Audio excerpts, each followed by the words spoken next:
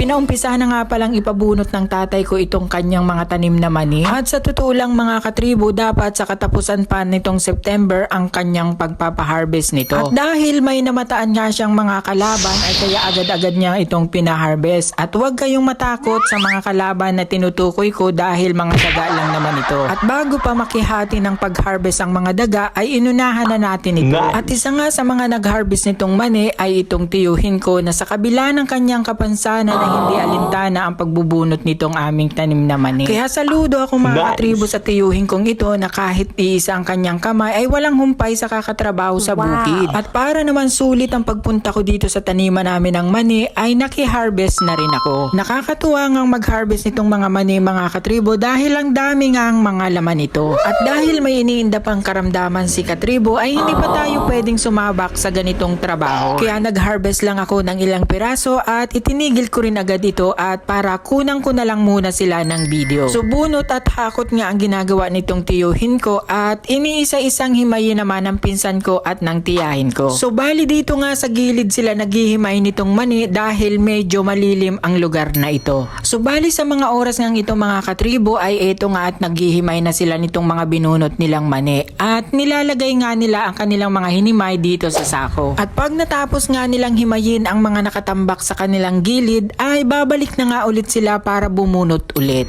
So ganun nga lang ang proseso ng pag-harvest nitong mani tulad nga ng ginagawa nito ni Ate Ana at nag-i-enjoy na nga siya sa kanyang pag-harvest. So pagkatapos ng bunutin ni Ate Ana ang mga mani ay dito nga niya dinadala ang kanyang mga hinarvest sa gilid. At kitang-kita naman mga katribo dahil napaka-quality nga nitong mga mani at napakarami nga niyang laman. At pagkaraan nga mga katribo ng ilang oras silang pag-harvest ay eto na nga ganito na nga karami ang kanilang mga na-harvest. So bali partial pa lang ito mga katribo dahil hindi pa sila tapos pag-harvest at babalikan pa nila yung bukas. Kaya hanggang dito na lamang and thank you for watching.